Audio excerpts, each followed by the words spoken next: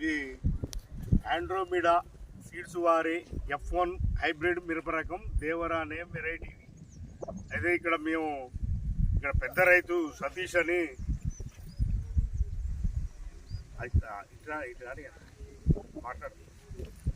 సతీష్ అని పెద్ద రైతు గోనెతండ. ఇక్కడ మన అన్న రైతు కూర్చుండు.